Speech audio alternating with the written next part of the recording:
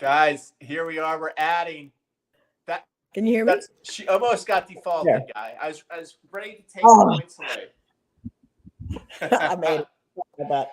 She I was jumped feeling in the like chair. jumping. You're in the nice room. You're in the nice The room. nice room. I'm in the gold medal room. There's the gold medals. Yeah, look at that guy. That's it. Those are gold medals. Oh, there somewhere. She's always Anyway, got the point here. Gold medals, U.S. Open titles, all that good stuff. How are you feeling today? Any better? better, much better. Thank you. Okay.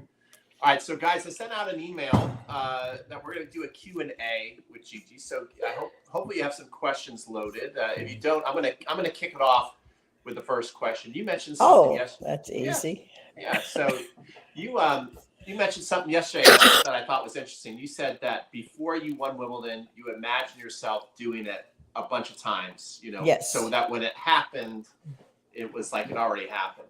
So my question for you is, did you allow yourself to start doing that as a little kid, or did you get a certain ranking and you're like, now I think I can actually win Wimbledon, let me focus on this? When did you start doing that? So I actually had no clue that I was going to be a professional tennis player when I was little. I don't know, there's a video going around that the Hall of Fame put out. That's kind of cute, but it's basically, I was raised to get married and have kids. I wasn't not really thinking that I would be a professional tennis player. The pros in Puerto Rico wouldn't teach girls, and the ones that did, because girls, well, the one coach that was really good, Welby Van Horn, who taught Charlie Passerell, who was also in the Hall of Fame and was top 10 player in the world, wouldn't teach me, because whether it was, one says he didn't think I had talent or I had a bad temper. Who knows? For whatever reason, he wouldn't teach me. And then all the coaches universally in Puerto Rico would not teach girls topspin because we were not strong enough to hit topspin. So when I went to college, I had a slice forehand and a slice backhand, and I had to learn topspin while on tour. So the point of that story is that I never really thought that I would be a professional tennis player when I was growing up. It just wasn't part of. There was another Puerto Rican or another Hispanic woman that I could say, I want to be like her. There was just no role models for me that I could look up to. So really the first time that I thought, oh my God, I think maybe someday I can be a pro, was after I had lost in the finals of the NCAAs to Beth Herr, 7-6 in the third, and I had match points. 6 weeks later, she was playing Billie Jean King at Wimbledon under round 16 center court, and she was beating her. And I'm like, I was flipping through the channels, and all of a sudden this girl that I almost beat is beating Billie Jean King. And I'm like, wow. Holy shit.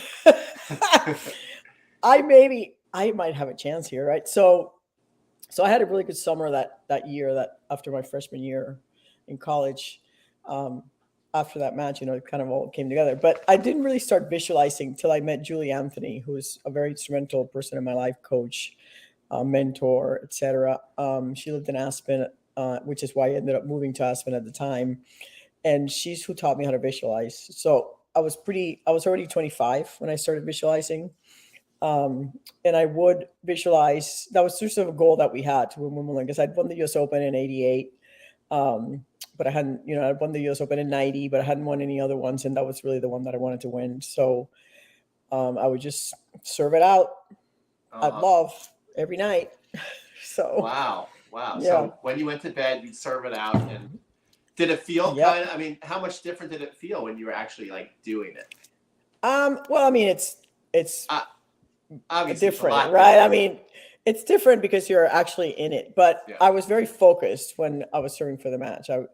I remember, I can't say I remember much about it because it was so long ago, but I know that after the match, I remember thinking that wasn't as hard as I thought it would have been. And it was probably because I've done it so many times in my head.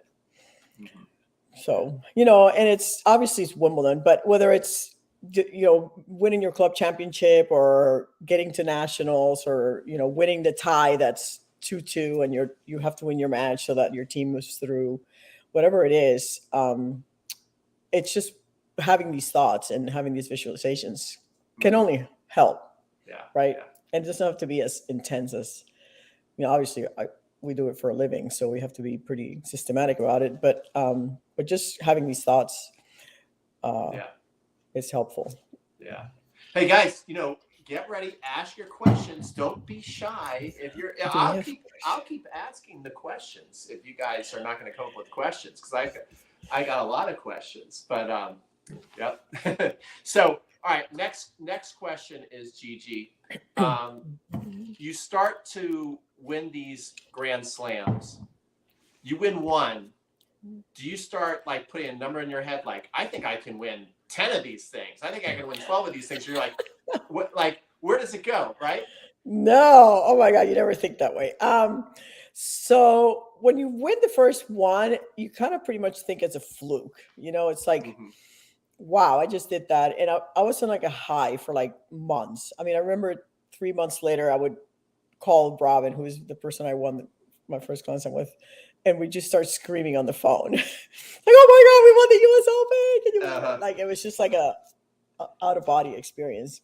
But then the next one was the 1990 U.S. Open with Martina, and that one, is Martina. So you think, oh well, I had a really good partner. But I think it all kind of started to switch when Natasha and I got together. Natasha and I had a pretty remarkable start, you would say. I mean, we still hold the record for most Grand Slam wins by a new team in history. We won the first 40 Grand Slam matches that we played. So we won the French in 92, Wimbledon, the US Open. French, Wimbledon, US Open, Australian Open, French, Wimbledon, and then we made the semifinals of the US Open. So that was 6 Grand Slam wins in a row, and then the semifinals of the 7th Grand Slam. So at that point, when you're winning that much, then you pretty much feel invincible. Like, you just don't think you can lose, and we didn't. We had this aura about us that not only did we know we were going to win, but everybody else knew that we were going to win. Like, if it ever got close or we were down a set in the break, it was like, they're coming back. It's like we came back from so many, no, it's very rare to win a Grand Slam, to ease through a Grand Slam. Usually you have to battle at some point and, come back from set and break point or set and break down. So I think there was maybe 1 or 2 Grand Slams that we didn't really struggle. Like, we weren't like in the verge at some point, but we just kept finding ways to get through it. Yeah. It was fun. It was super fun. I bet. I mean, you're winning a bunch of Grand Slams. How can that not be fun? We got a question from Bruce, which I'm going to put up there in a second, but I just have one follow-up question. And then we got another question from Michael. So this is good. Guys, keep asking your questions. So did you read the book Open with Andre Agassi?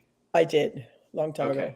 One thing that stood out to me, and then like when I think of Roger Federer and some of the other greats, their ability to recollect in such great detail so many matches and points. I mean, it's amazing. Do you have that same kind of thing? If we went through a Rolodex of your matches, could you be like, oh yeah, it was like sunny, and then this happened on this point, and that happened on that point? Do you have that too? Probably more so when I retired. That was almost 30 years ago. That many years ago. I don't even know how many, 27 years ago. So yeah, I mean, I could go back and remember a lot of details about matches, like missed returns or when opponent did something to upset me but yeah, it's like you have this because when we're playing, we have this like, you have this like other voice in your head that's keeping track of the score. Right? Because when you have to keep track of the score because you don't play every point the same.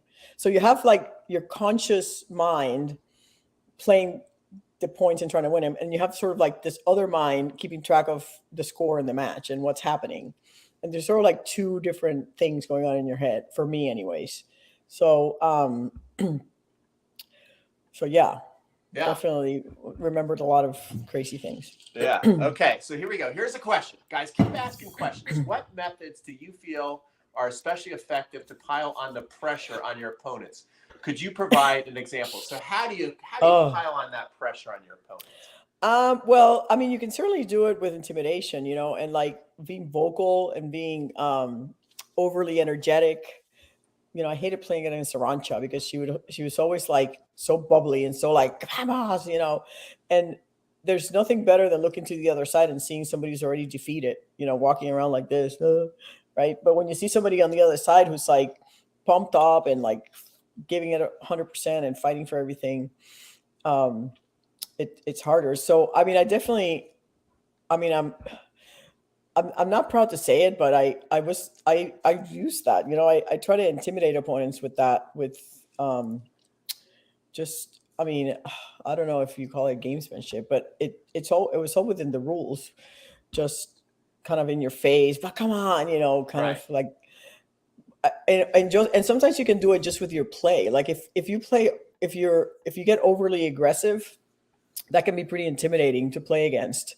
So sort of over poaching, over moving, over hyping, over high fiving, and then sometimes I would laugh. And people used to get annoyed about this because but Natasha and I used to laugh all the time. And we were not necessarily laughing at people; we were laughing with each other. But people took that as we were kind of putting them down. Mhm. So and you have to be arrogant. Unfortunately, like when you're that dominant, there's arrogance that comes with it, whether it's internal or external, whether you show it or don't show it. There has to be a certain level of arrogance to have that kind of success. Yeah. I think. Interesting. I got to interview Korecha about a month ago, and he was saying that Federer and Nadal, especially because he got to still play against them.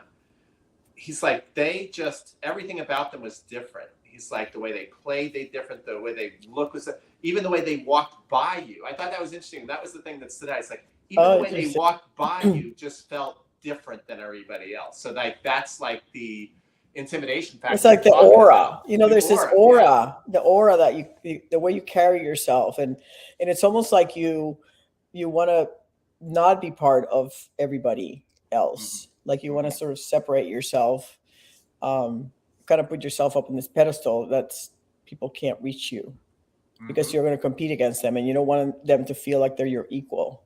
You want them to feel like they're your inferior, like you're superior to them. Yeah. Well, they say on the broadcast, some people lose the match before they even leave the locker room. Exactly. Intimidated. Yeah. During tournaments, how did your practice change focus, if they did, as you found out who you were playing in that tournament? Okay, so did you adjust your practice? Absolutely, yeah. So definitely, once you knew you were playing, like your hitting partners would change. Whatever strategy you were going to implement, you would kind of focus on that. So, there were certain players where I knew I needed to hit over my backhand, and some players that I could slice my backhand. So I would practice that. If I was playing a lefty, I would try to find a lefty to hit against so I could return some lefty serves. If I was playing somebody with a lot of power, I'd try to get a guy who hits the ball hard to warm up with. But yeah, absolutely, the practices were focused on your opponent, and also singles versus doubles. Like I was playing both most of my career until the last year. I was playing both, and doing pretty well in singles. I'd win a couple rounds. I was 17 in the world. I was top 30 most of my career, except I had one slump in '94 where I almost got outside the top 100. I think I shared that. Well, I lost 8-9 straight first round matches in 1994, and then I got to the semifinals of Wimbledon. So that in singles, so that shot my ranking right back up. But so yeah, you're constantly sort of managing that. How much do I practice for singles versus how much do I practice for doubles? And I think part of the reason that I wasn't as good at, maybe at my ranking in singles wasn't as high as it could have been, was because I was always playing doubles Friday, Saturday, Sunday. Like pretty much every week, Natasha and I made the finals of whatever tournament we were at. And then I would have to travel Monday and play a singles match on Tuesday because I wasn't good enough to get a bye, right? So then so that was hard because I hadn't not adjusted to the new city or the new surface or whatever. I hadn't really had a proper time to adjust, and so that's why sort of in the end the last year I'm like, okay, I'm just going to play doubles this year and try to keep the doubles going. Yeah. Because it was just too hard to keep doing both. I got a question for you, just based off this. Because hearing you saying, yeah, it's singles and then doubles, and you go to the next town. Then I remember when we had the Bryan brothers come on in, and they were talking about how you couldn't really celebrate too many victories because you're just in the next town the next day.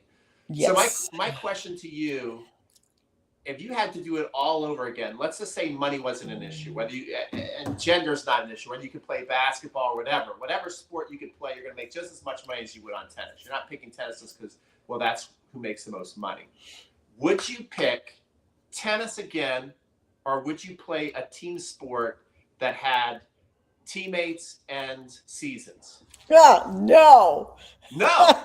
No, 100% no. And I only say that because my daughter's a soccer player and it is a fucking nightmare. And you can bleep that if you want. Too late, there's no censor here. It is a freaking nightmare, the whole team thing. Because you're at the mercy of, first of all, 8-9 other people. And you're at the mercy of the coach, who is God, who you as a parent can't talk to. God forbid I try to talk to my daughter's coach.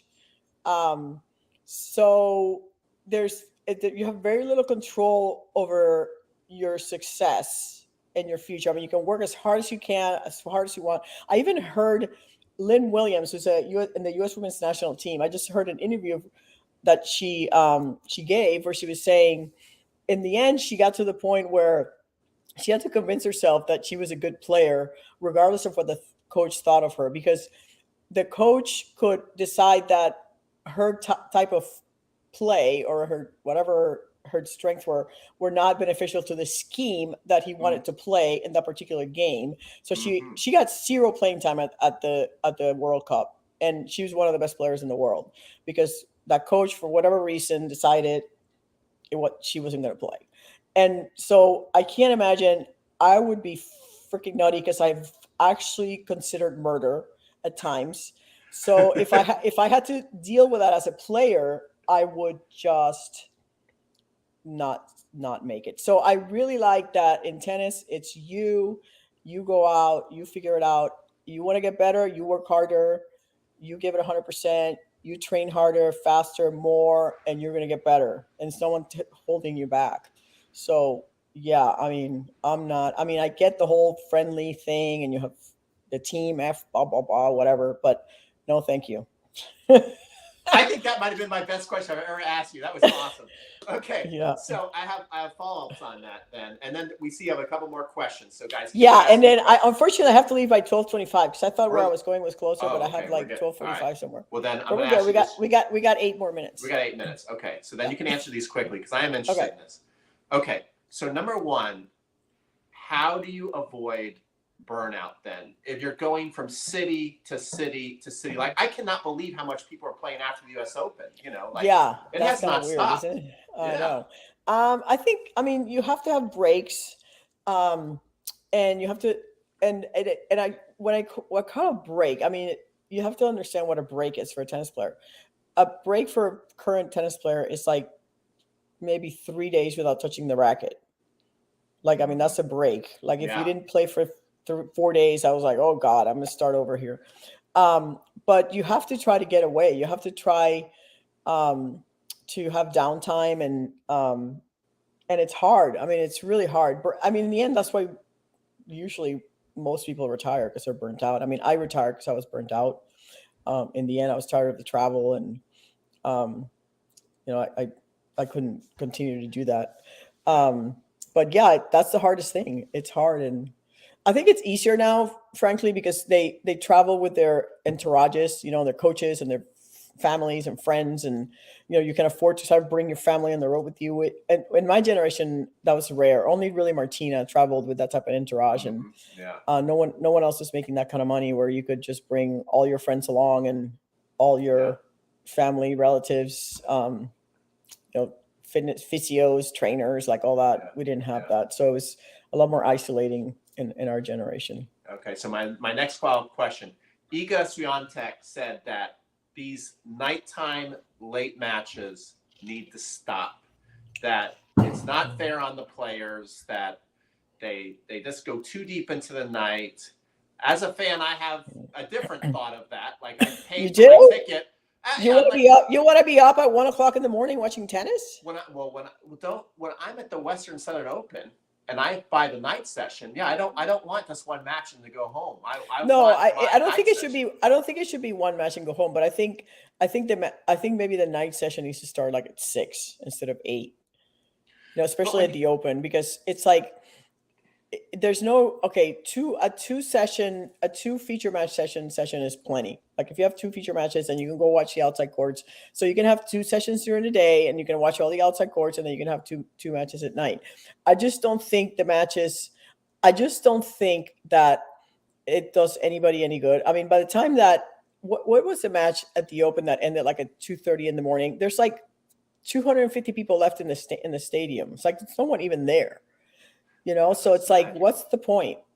Well, okay, so you agree with her, but my little pushback on that is, well, this usually happens though. I mean, hear what you're saying, but usually these late matches happen because everything's getting pushed back due to like matches are becoming wars or there's a rain delay and so that's how these matches most of the time Yeah. happen. So what's the fans So do when they're there? don't overschedule the day session for one. Mhm. Don't put 3 matches on the day session, just put two. And then if there's rain, then you gotta adjust. Like take a match off. Sorry. I mean, if it rains, then you gotta adjust the schedule. I mean, I totally agree because what people don't understand is like if you're playing tennis at 1:30 or 2 in the morning, you're not sleeping. I mean, you're it takes 3 hours to come down from a match, Mhm. at least 3 hours. So then you're going to bed at 5 o'clock in the morning and now you've ruined for the next 3 days because who's going to play a match the next day or the day after? Yeah, yeah. You forget it. Yeah. So it's not fair because the WTA and the ATP make it a huge effort to keep an even playing field. So it's everything's the same for everybody. But if you have one person going to sleep at 2 o'clock in the morning and their opponent went to sleep at normal time, how's that even? Okay. It's All not. right. So, Team Ega, if you're listening, Gigi's on your side. Okay. Last question, then Gigi's got to run, and then I'll hang around. Tomorrow I don't have a schedule, so tomorrow I can answer as many questions as were left. Okay. What are you?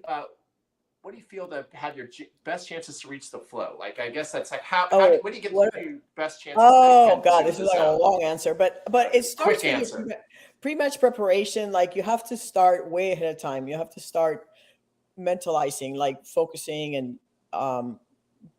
like giving yourself the pep talk, getting sort of doing all your routines, getting ready to the mat for the match, like the night before, the morning of, how you practice, when you eat.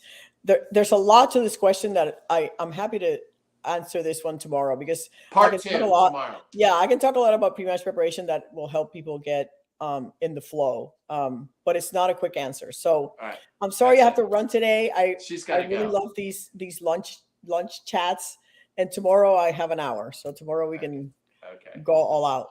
Okay. All right. Cool. All right, Pete. Well, Thank Gigi, you. see you later. Bye bye. I'm Okay. gonna stay. Bye. You can go. Bye bye. Okay. Bye. All right, guys. So I'm gonna. Okay. Cool. Just adjust for me. All right. So there you go, guys. The great Gigi Fernandez. I mean, first of all, I just want to say how awesome is it that she comes and does this every day. I mean, and everybody who's on this, I am grateful that you're here.